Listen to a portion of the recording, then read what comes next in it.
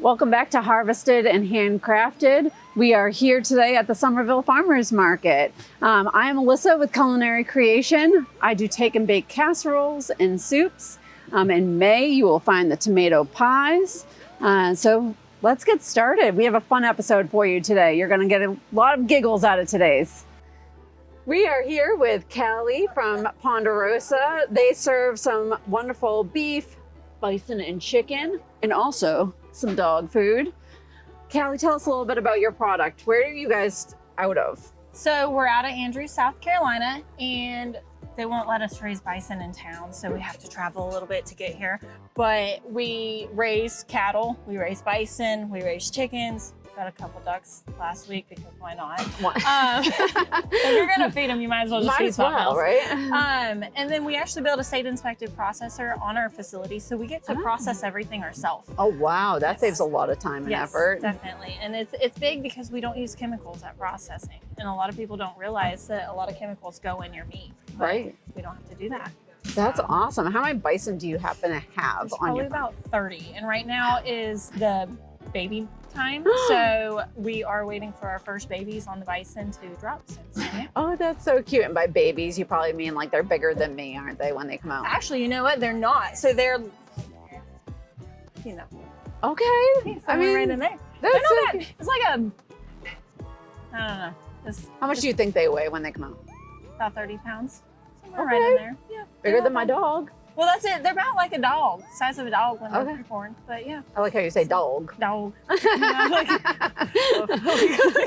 All right, today we are talking about a specific product that I'm coming for. I spoke to them last week. It was hysterical. We just couldn't stop laughing. So we've decided to roll with this recipe this week. So last week I said, what is the most interesting thing that you guys have? And I was told it was the Rocky Mountain Oysters. And I was like, I have no idea what Rocky Mountain Oysters are. What are they? Which then began the funny conversation of what are they? Okay, so she's gonna leave this for me. So you may have found them as Rocky Mountain Oysters. We mark them as fries to be more kosher with our words, but they are the testicles. Testicles of a bison, which is fantastic. And last week when I was like, okay, I need to see these, I need to see what they look like, they happen to have a normal package of just 2, and then our little friend over here that only had 1.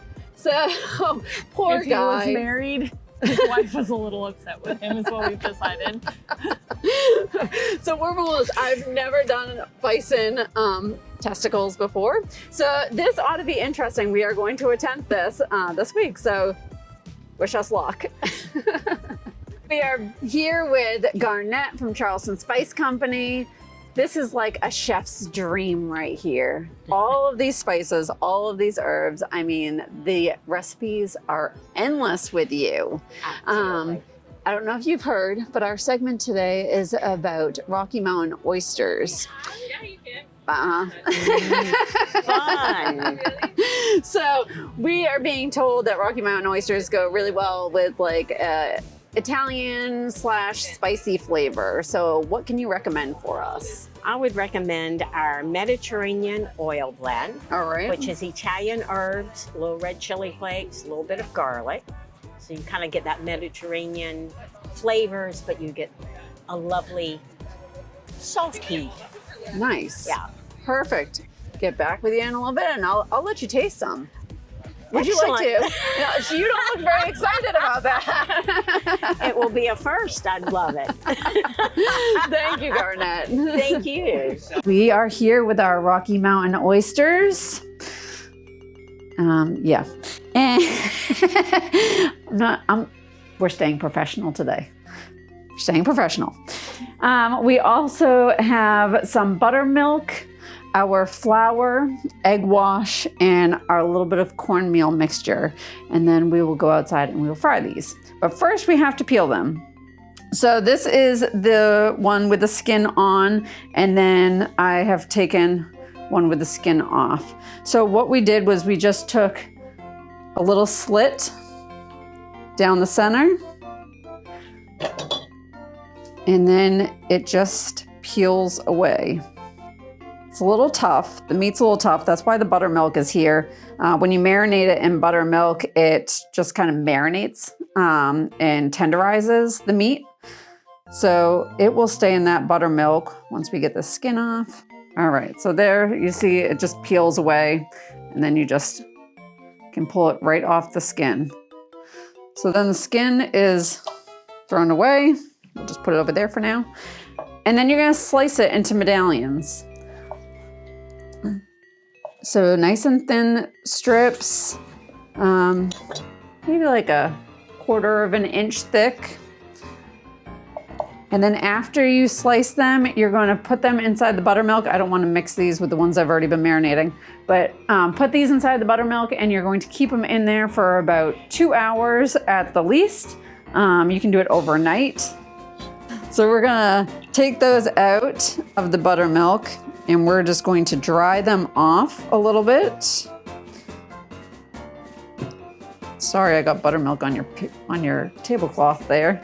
Trying my hardest not to get Rocky Mountain oyster juice on your tablecloth. All right, and then after they're dried off a little bit, you're gonna put them into the flour mixture. Now, I was always taught in the cooking industry that you don't mix your wet hands in your dry ingredients. So I have to change this glove because it will drive me nuts. So your one hand is always wet, your other hand is always dry, and that way your breading mixture never gets clumpy. So my dry hand is going to touch the flour.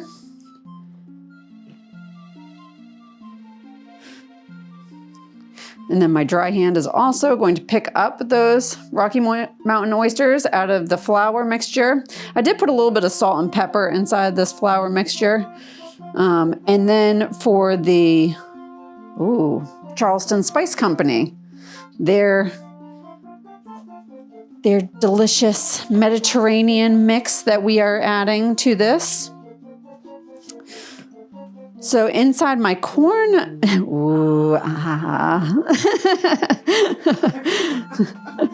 so now with my wet hand, I'm going into my egg mixture and I'm going to pull those Rocky Mountain oysters out and let that juice come right off of it.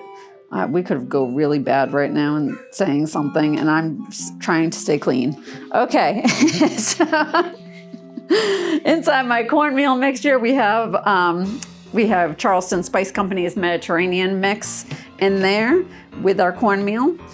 And then with my dry hand, I'm going to get that nice and coated. So now we have nice and coated Rocky Mountain oysters. And then we're just gonna keep on doing that until we are finished with this little batch. And then we will see you in 5 seconds as we heat up our olive oil. We'll be out in a minute.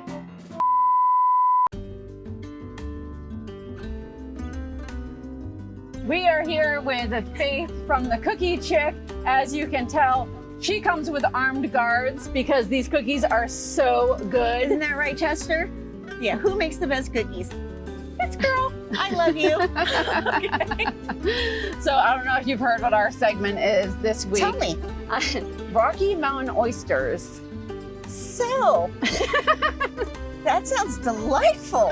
I should make it into a cookie. Oh, I don't know about all that. Not really.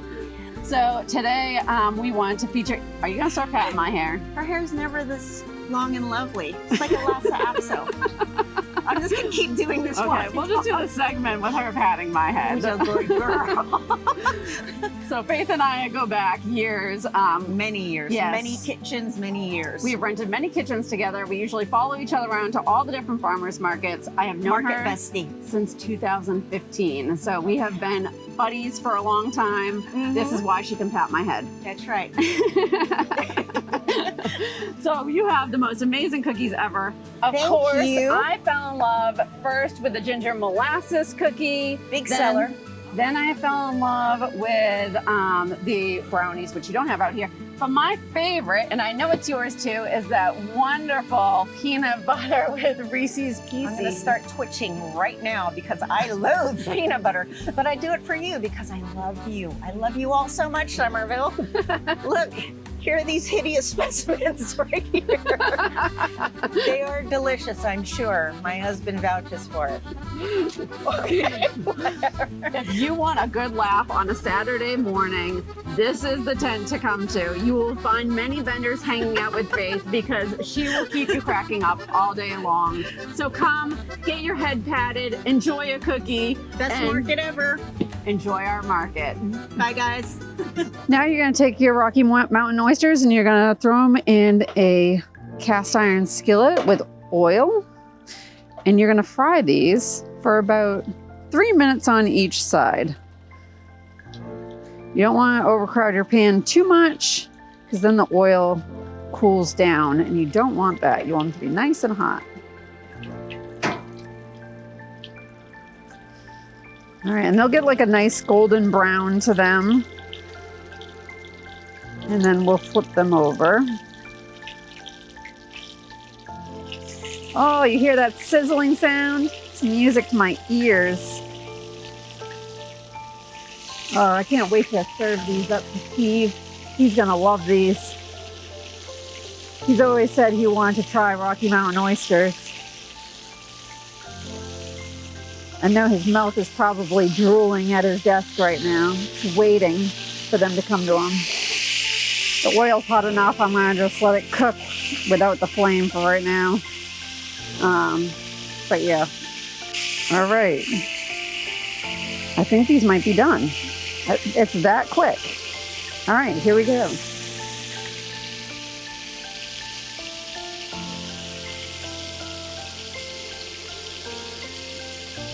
Now, if I was smart enough, I would have had a paper towel ready to catch some of this grease, but I didn't think that far ahead. So we're just gonna,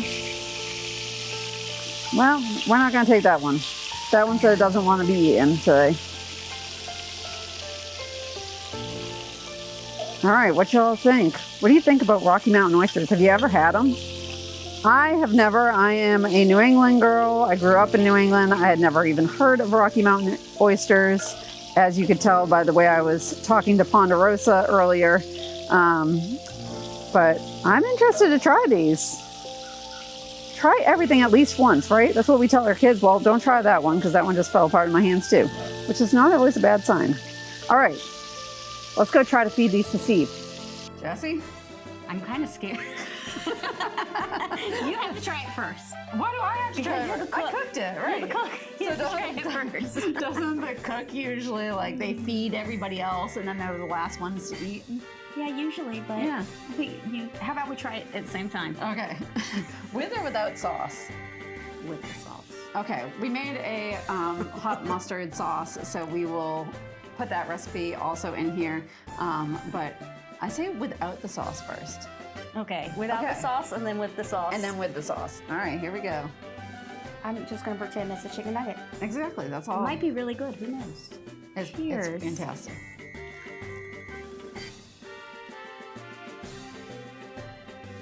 There's nothing to it, really. Yeah. Yeah, there's really nothing to it. Maybe. All right, let's try the honey mustard part. You barely even took a bite, girl. Because I was scared. No, a little bit bite. They're a lot tender than what I thought they would be. Same. Now, I have tried octopus before. And octopus, the way I tried it, it was chewy, very chewy. Yeah. So I was kind of expecting the same thing. But no, this is actually good. All right, well, Ponderosa did it. They have a great product. It really was not that bad. It wasn't that bad. It was. I would eat that. If Yeah. you had that on a buffet, which I hear in Minnesota, it's very normal to have these at parties. So if you were to have this on a buffet, I probably would scoop up a couple. I'd eat it. Yeah. If I didn't know what it was, I'd probably be like chowing it down. But not thinking twice about it. See, Steve, you need to try this. Promise you, it's good. All right, Okay, Steve. guys, listen. This is something that I normally wouldn't have said. I'm gonna look at it on the menu, but because I know the chef and because I know where the products are coming from, from our market. Realize it's kind of teasing you, so I'm going to try it because it does look fantastic. All right. So these are just like little nuggets that kind of came out of it. And you're saying the sauce is better or not? You gotta try it without sauce Try it first. without the sauce first. Yeah. Okay.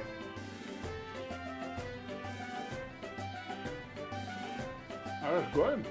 Right? I mean, it's light. It's not like, it doesn't feel like heavy like chicken or anything like that. And I like chicken a whole lot. It's tender. It's not chewy. No, it feels good. All right, now we're saucing it up. What's the sauce? Now the sauce I made, it has Smith Bee Farm. Oh, for Ooh, that was a Norm, right? mouthful. Right on. Their honey. And then it's got a little bit of mayonnaise, Dijon mustard, and hot sauce. Okay. So it's a little spicy good. mustard sauce. Let's try that. All right, here we go. Oh, the sauce is great. All right. It's great with this. Like, The man has spoken. everything being equal.